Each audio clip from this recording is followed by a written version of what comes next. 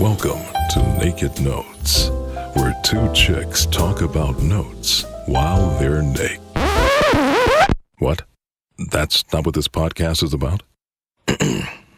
Welcome to Naked Notes, where you will learn the honest, unfiltered, and naked truth about buying non-performing notes throughout the country. Whether you're brand new to this type of investing or have your own portfolio, let Naked Notes be your guide through the note world. Now, here are your hosts, Jasmine and Natasha.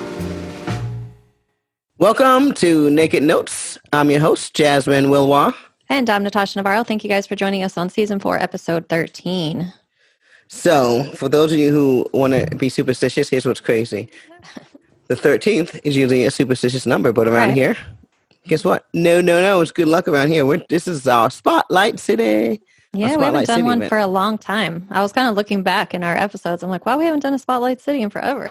I feel like we skipped like one episode, so we need to make up for that. Yeah, we skipped one season or something. One season, yeah. So, Spotlight City, stick around, stay tuned. This is a suspense part in case you haven't noticed. We'll tell you what city we're talking about. But in the meantime, what were you doing over the last week? Well, I was going to tell people what I've been doing over the past 3 months, which is all right.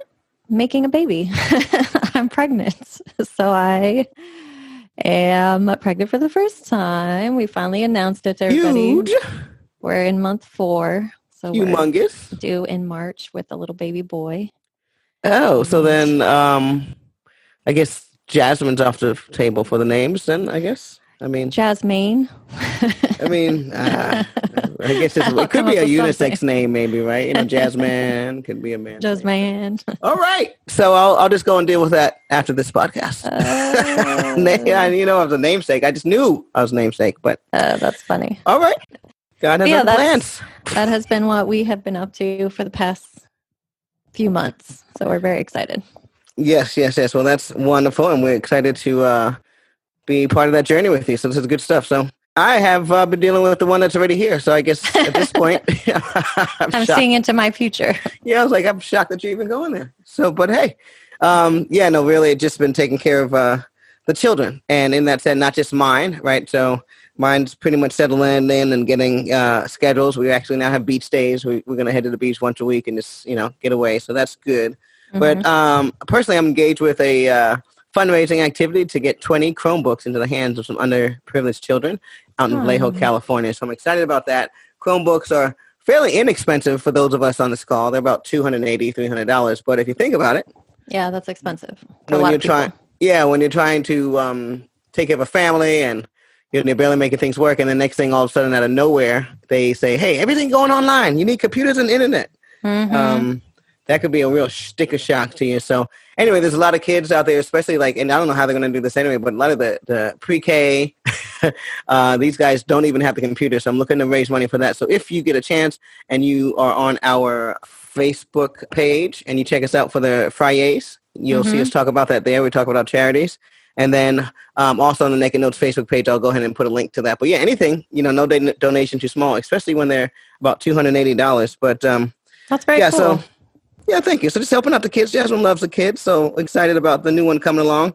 And then business-wise, we've just been taking care. I got to tell you, this may be more of the trade desk side of things, but a lot of you guys have actually gotten some big blue files. And when you get a big blue file, that means money's coming. Yeah, like money in hand, basically. Yeah, I've been getting all those calls, but we'll definitely save that for our trade desk and our training updates. Wonderful. But let's jump into our review that comes to us from Megan K.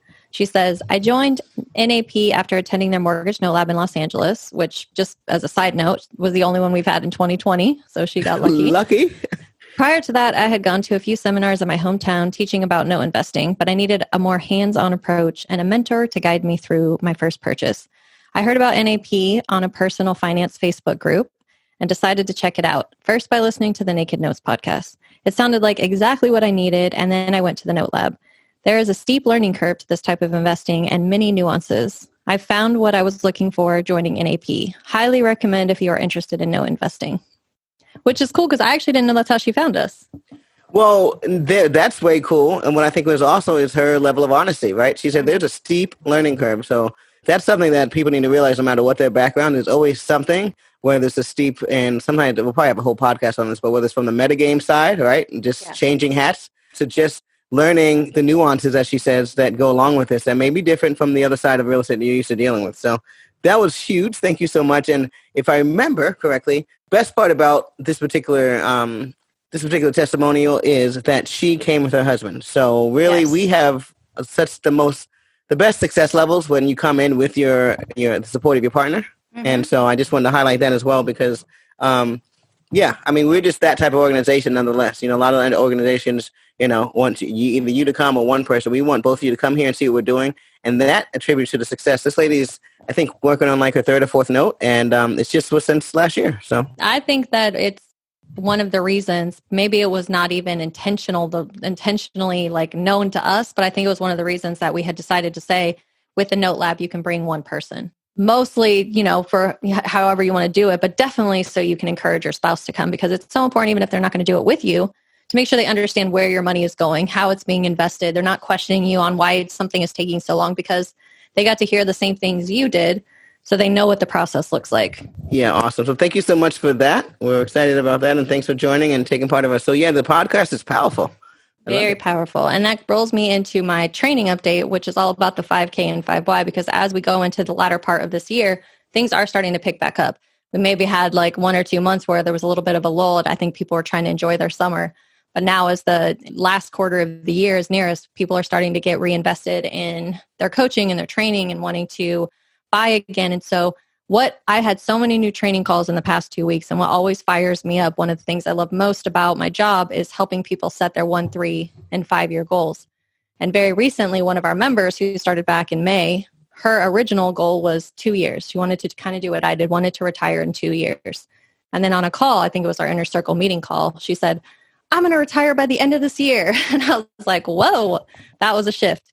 But I love it because people are starting to see how easy, if you do what we're telling you to do, how easy it can be to really like expedite what your plans are, expedite your goals are if you're taking action.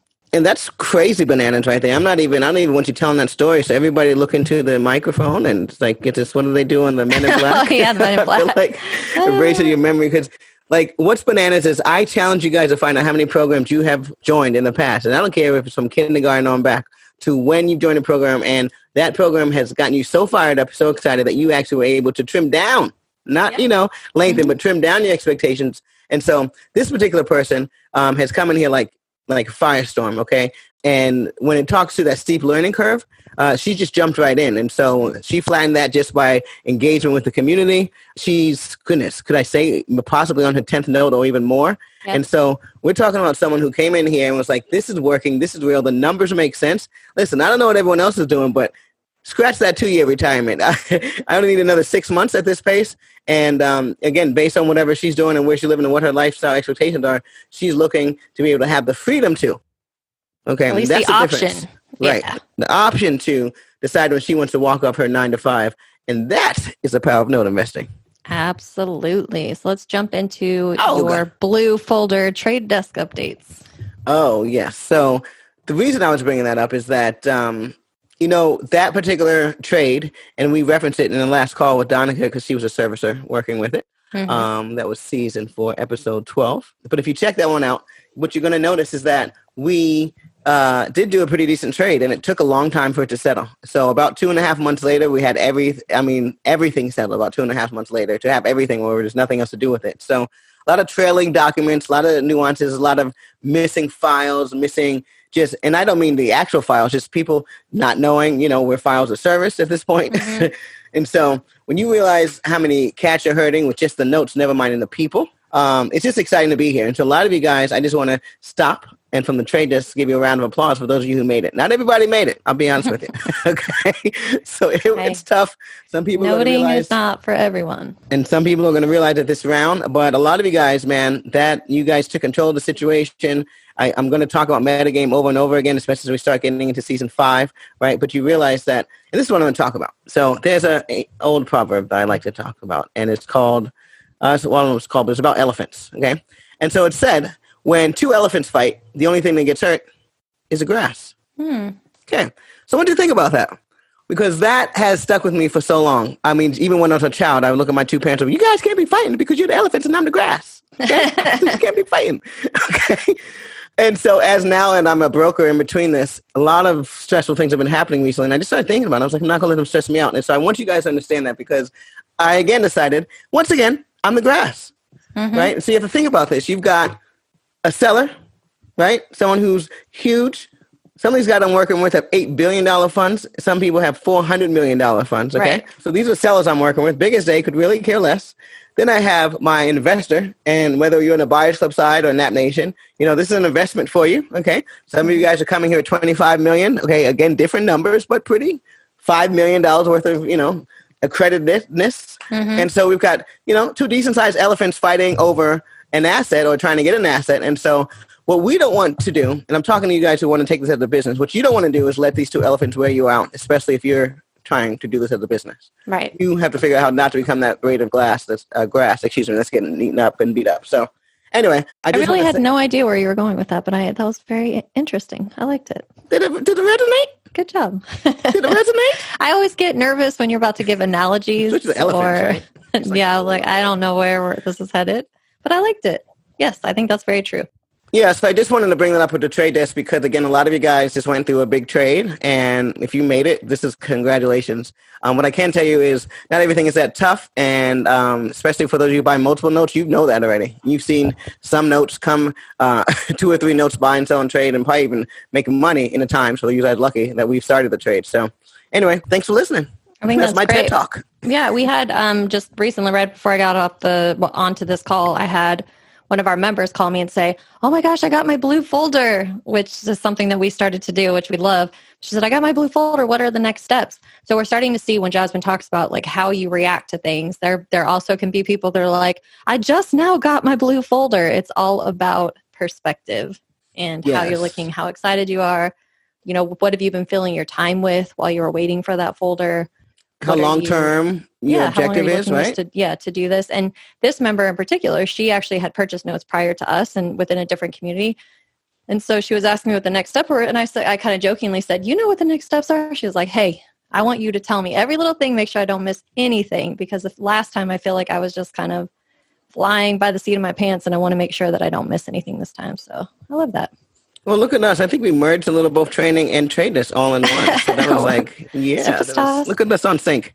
So good stuff. Let's start the Spotlight City because, this particular city has personal ties to me. So it's in the South. And for those of you who don't know, I did spend part of my freshman year at Clark Atlanta University. So that is in Georgia.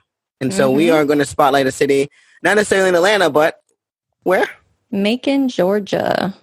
Which seems like it wouldn't be as big of a city as it is, but it's the 4th largest city in all of Georgia. So guess what, guys? I'm going to say it, right? What? You can make bacon in Macon. Oh, gosh. Okay, I really told her not to do that beforehand. I'm sorry, guys. Bacon in Macon. You can stop listening to us now if you'd like. I'm not going to be offended. If you unsubscribe. Everyone just turned us off. They're like, no, we're done with you. So yes, this was when we were doing research because we know a lot about Macon just from investing there and our clients investing there. And like Jasmine said, she actually has some family ties there.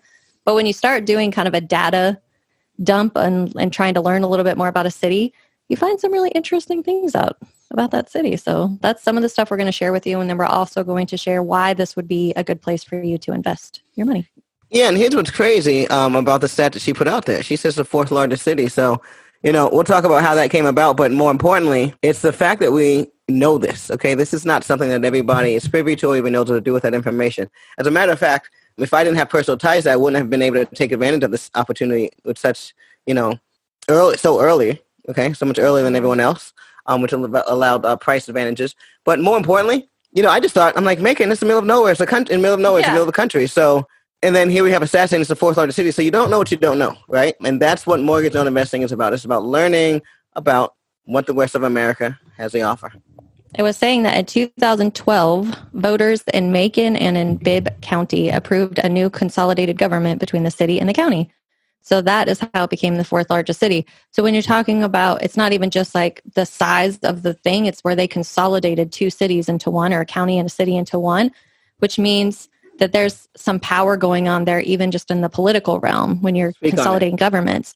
So that is something to think about when you're going there. Like, what type of city do you want to be in? Do you want to be in the type of city where you go to do a foreclosure or a forfeiture and you're in that county and there's only one person that works in the whole county and it's going to take 6 months to get it done? And that's what I thought. When you tell me Macon, Georgia, I'm like, oh yeah, there's a court system that's going to be moving fast. And so, a lot of the stuff here is thinking outside of just the particular numbers or the headlines. And so I love that she brought that up. I love that she's telling you, hey, what does that really mean when you have that type of activity? It means you have a government, local government that's getting things done. And we don't know how hard that is, right? And what a challenge that can be if you're in the opposite situation. And so when we talk about what that merge did, there's close to 90,000 people in this place. When we talk about big city, I mean, typically the market's 50,000. Yeah. Well, you know what's crazy? So, because when you look at the city data, it says 90,000, but when you do a search as of 2019, 153. So there it is. That's how much it's grown since the city data, which was, I think, in like 2013. And that goes right on with the stat that I was about to tell you, is that 27% of the population is coming. The increase is coming from some of the bigger cities outside, like Atlanta. So it's commuters, right? And so just know that there are jobs there, right? So in the daytime, they have a big spike of people that come in just to work. And then people living there that, again, when you track what Natasha's saying was how quickly it went from, when you look at city data, okay, and that's not fresh enough. And trust me, city data is not like the most, timely thing, but population doesn't change that much or that quickly usually. Yeah. So when you look at city data and then you need to go somewhere else to change, and this changed by 30,000, then something's happened there. That's your first hint. What'd you say? When people are moving to the city and not away from the city, that's where you probably want your money to be flowing to. Right. So let's talk about that. What does that mean and why? So that's why we dig deeper. What we found is that there's a lot of affordability there, right? The median rent is $700. Now that was probably what Atlanta was back when I was there in college, right? Yep. Or, shortly a good 10 years later. But now that's not happening right now. So people are looking to go there. What I do know as well is that one of the reasons I started buying notes there, I want to say about 3-4 years ago. And it was because at the time I had gotten wind, and so I had people out there that they were going to start building new freeways and corridors from Atlanta to Macon. And so that got me thinking, just like you, like, holy stuff's happening. Okay, freeways is one of the things I look for. Major freeways either being built or having one in a small city. Then, as per usual, when you think about these small cities in the middle of the country with freeways, what was driving that? You may not know, but usually there's politics behind that. And what I found is next come Amazon. Oh, yeah. Next come Amazon with a big facility that they have out there. So now that they have their facility out there, we all understand who drove the paving of the freeways, right? Yeah. Who probably paid for the paving of the freeways. They were like, oh, we're going to have these freeways. We need to get from our distribution centers to other places. You all know about that smiley truck when it goes to your neighborhood. It's important. And one of the things that was important to me about this area, being a former military, and more importantly, if you look at it that way, an Air Force person, is that Robins Air Force Base is only 10 miles. Now, Robins Air Force Base, even in the military, it's one of the bigger bases that they have in general. Oh, wow.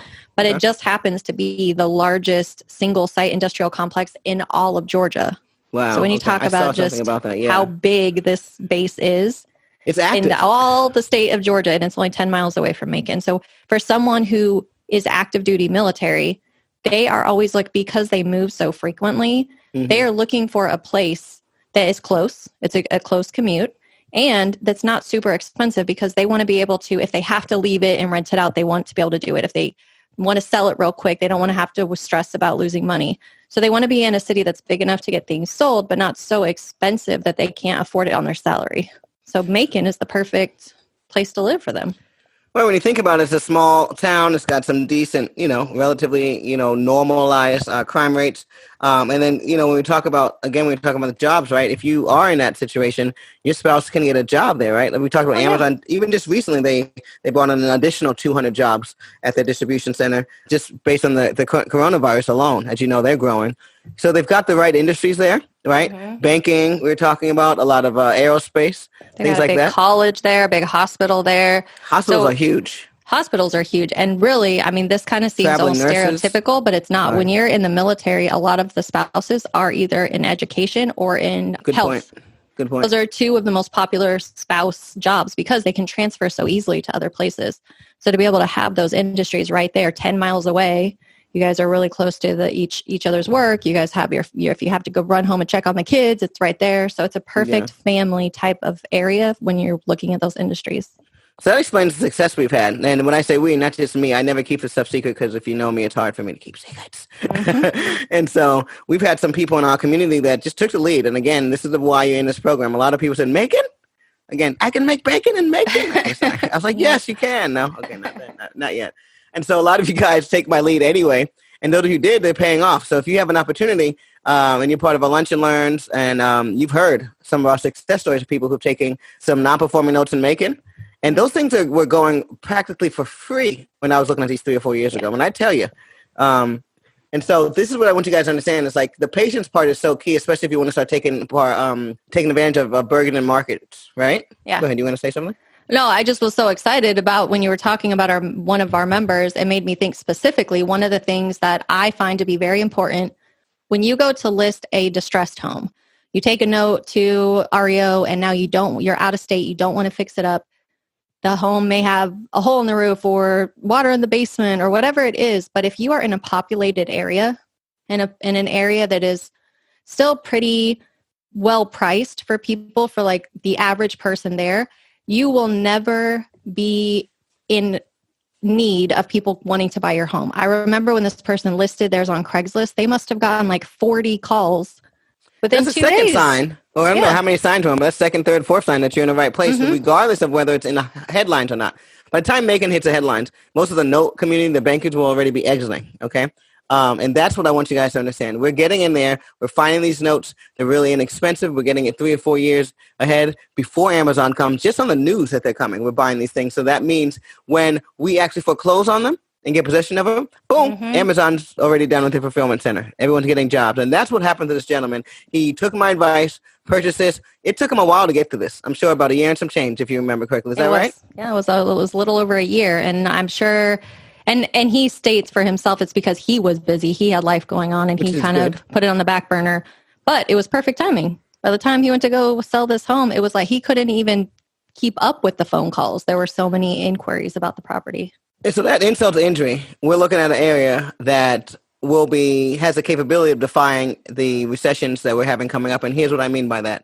Their prices in the homes still have the ability to go up, whereas other places like New York, California, definitely gravity is going to take a hit on it. But when you're talking about Macon, we still have population people running there, right? This is where people are going to get back to the country. When you talk about Atlanta is very, very much a big city right now. Okay, traffic-wise, most of the people who loved Atlanta are looking to get to the next Macon. Okay? Are moving to Macon. And so, you make me want to say it again. I'm not going to do it. So they're moving to Macon. And the whole goal is to find states like this, or cities like this, throughout the country, right? And so Macon's another spotlight city for us for just that reason. Again, going in there where equity is going to continue to increase. Now, it's not going to do things like Florida, again, speaking of those states, in California. It's not going to jump 50%, 10%. But I do think you can see a steady increase of 3-5% continuously. And that is really going to hit you in the pocket, especially when you're dealing with percentages. Not to mention when you're buying it at the percentages that we're buying it at. When you talk about equity in a normal real estate transaction, you need it to go up California prices in order to make it make sense for what you're trying to do. But when you're buying it at no pricing in the Midwest or in Georgia, in a place like that, where you're getting it at significantly lower than what the value of the property is, 3 to 5% makes a big difference on your profit margins. And I would much rather take that kind of consistency up or down versus these huge swings that you can't predict. Right, because you can actually bake for those in on the downside. They're predictable. But like you said, on the upside, that's that part that we tell you guys where you just have to trust in the process, right? If you buy in a neighborhood the way we teach you, then honestly, the longer it takes, if you do the math in so many different areas, and we touch base on that, we might have to have a segment on taxes, etc. But when you do the math on all the things that you're looking to do, they all are going to benefit you in the end. But you have to stick with it. You got to get through to the end. And so, one of the other things that stuck out to me about this area, which is obvious, is that they had a lot of banks there. So let's just follow the money. Yeah. There's bacon and Macon once again. There's one of the things, you guys. She's ignoring me. She's setting herself up for these. Okay, I'm not even helping. I'm doing nothing. But the banks, they have money. Okay, so there's a lot of banks. It's part of the training that we give you. It's part of the note assistance program when we tell you, hey, these are some of the key things that you're going to look for. Banks is one of the biggest. Banks are not going to put their branches somewhere, but there's not enough money to warrant that. There are certain stores that are not going to do their due diligence and look to, they need to have disposable income enough for them to warrant having branches or stores there. So follow the money. If places like Amazon, which is one of the biggest and wealthiest businesses right now in all of the world, is willing to put a distribution center there, willing to help pave roads. Let's do the number of their investment. We don't know what it is, but they invested hundreds of millions of dollars, and you want to wonder if it's all right for you to invest your $30,000 next to that? I'm going to say, yes, please, twice on Sundays. And so really what we want you to understand is that when people like SunTrust, they're the big banks, right? Wells Fargo, Bank of America, these are some other signs that you should look for. It's going to let you know that the money is there. Now, whether you see the results immediately, it's called a lag effect, okay? Stuff takes time. Right now, if you get into it, it's still going to take time to get to where a lot of you people are going to need it to be. But as I can tell you right now, the big banks are coming into the mortgage side of things once properties prices start going above 100,000, well above 50,000. And that's what's happening in Macon. So just, again, we see they're opening up branches there, depository branches. You just wait. They're going to start competing with us for the mortgages. For sure. That happened to me in Detroit. Go ahead. Yeah, and I was going to say, this city is called the heart of Georgia. It's in the center for a reason, because in my opinion, this is where the bloodlines are all flowing to and from. It's right in the center. It's where a lot of things are starting to come from. I think Amazon realized that too as a distribution center, probably for Georgia. What better place to be than in the center and be able to move any of your trucks in and out of there very easily. Yeah, and so let's just touch base on that just to wrap it up. I mean, they are expanding Highway 400, for those of you guys who are out there, right? Interstate 285, okay? I remember these from college, and so these interstates are new truck lanes, okay, for Interstate 75. So when you think about all those, she's not kidding. These are all the main roads. At 285, you can take all the way down to Florida. So some of these interstates, this is why they're doing the research for you. She talked about Amazon. We talked about Amazon, but let's leave you with this one. Walmart. Here's what's crazy about Walmart. Walmart, as we all know, over the past 3 or 5 years, have actually been downsizing. They've been shutting down stores. Mm-hmm. Okay, so they're so serious about their money that if they don't meet certain projected profit margins, they're shutting the store down. They're going backwards. But in Macon, Walmart's alive and well. I mean, you got 89,000 people there. They got jobs, they're spelling. So, just, again, start paying attention to the people that are doing the research for you so you don't have to, and then you just spend more time focusing on what we teach you here, how to find a good note.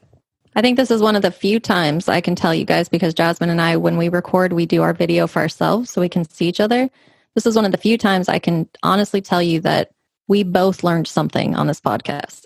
Like, I had researched some stuff, she had researched some stuff. So she was like, oh, I didn't know that. And I was like, oh, I didn't know that. So I love being on something where I'm learning too, even though I'm the one talking about it. So I think this was a great topic.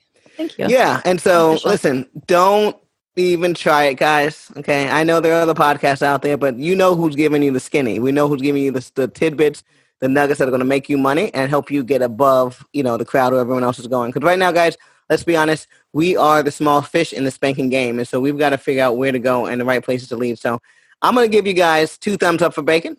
Bacon. There we go. Macon. See? You did it. You did this to yourself. Please.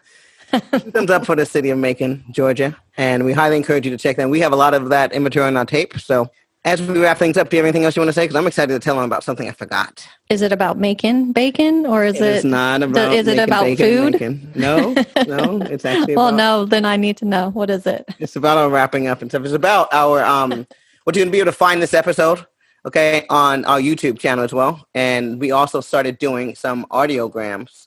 So what those are little short tidbits and snippets from this particular episode. Mm-hmm. So you can get out there and just kind of show people little things about why they should invest in Macon. You don't need to show them the whole video. You might be able to just take 1 or 2 of those audiograms off our YouTube and do a 10-second, I think they're about 2 minute long kind of, hey, this is why we spotlight Macon and things like that. So stick around. We're giving you a lot more content in a lot of different fashions. So we hope that this makes a difference in your investing style and profits. Awesome. So with our events coming up, one of the things Jasmine mentioned earlier in our session was about the Ask the Pink Hat. That's every Friday at 4 p.m. Pacific Standard Time.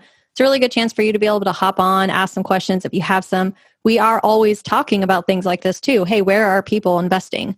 What cities are we seeing trends in where we're, oh, wow, people are investing a lot of their money here, a lot of their money there.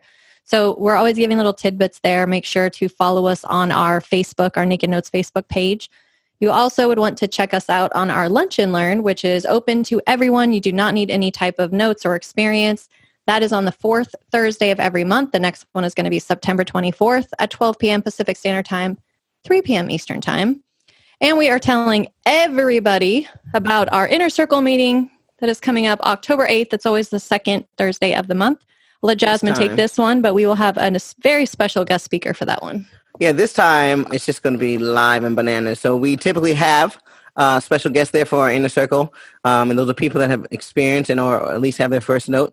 But this month, man, this month in October, we've got the Brian Ellis. So if you don't know who Brian Ellis is, look him up real quick. But he's coming to do a special note-driven fundraising OPM. You guys like OPM? That's what we're talking about. So if you guys have the note fever, you've had your first note, and now you're looking, how am I going to expand my business? Know that that's what we're here to bring you tools like that. So Brian Ellis, what date is that? It's going to be October 8th. October 8th. Do not miss it now. If you're not a member, I get it. You're like, ah! So... yeah, I don't know what to tell you. Reach out to Latrice. She'll see if she can get you in. Again, we want to make sure he has the right audience. So we may make some exceptions for people if you're seasoned, if you just kind of been hanging around for a while, we know of you. So reach out to us. We want to make sure that he gets the proper reception. But with that said, that you guys learn from this guy because you have the inventory that most people don't, right? And so he's going to help you find that OPM, which is really the only missing thing, I got to say. And quite honestly, what he's going to be talking about translates to other things besides notes. Although we're going to be keeping it more note specific, that skill set can be translated into all facets, even outside of real estate. So I think it's a really important one. The other important date to keep in mind, it is tentative, but we are getting closer and closer to making it a final date, which is November 7th and 8th, a Saturday and Sunday, for our first ever online mortgage note lab. And guys, I'm pretty nervous about that because I'm an in-person person. Yes. Does that make sense? So in-person kind of person. Yes. It's kind of. And so I'm like, how are we going to play the music? So anyway, if you get a old 8-track in the mail, know that that's for the Note Lab. I just want you to play it in the background and sing. Everyone will be like, everyone play now. Hit play now. No, we're just having fun. All these weird logistics we have to figure out, but it's more about, for those of you that have attended our Mortgage Note Lab, just like the young lady who gave us our review today, had the opportunity to attend our Note Labs in person, you know that they're 2-day events where we go over everything that you need to know about notes from A to Z. Networking is such a big part of that. So we are figuring out a way to still make it informative and educational, but still fun and an opportunity for you all to network together, break you out into rooms so that you can spend time with smaller groups within the groups, because we have a feeling that this will be one of our biggest events since it is online. We are still going to keep it limited so that it makes sense for everybody. So if you are interested in getting more information, reach out to Latrice at invest@noteassistanceprogram.com. What a great way to wrap it up. So, I look forward to investing with a lot of you guys in this new Spotlight City, Macon, Georgia, and we'll talk to you soon. As always, subscribe to us on iTunes. Make sure to write us a review. Like our Facebook page. Like our new YouTube channel. Share this with your friends, and please stay calm and safe. Thank you for joining Naked Notes. Jasmine and Natasha are not attorneys, and this podcast is intended for educational purposes only.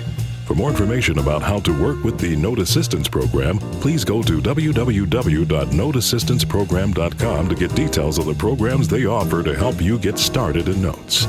You can also find them on Facebook at Note Assistance Program. If you are in California or New York, be sure to check out their meetup.com page for monthly lunch and learns, note labs, and other events. Make sure to check back regularly for new episodes and let Naked Notes be your trusted partner on your note journey.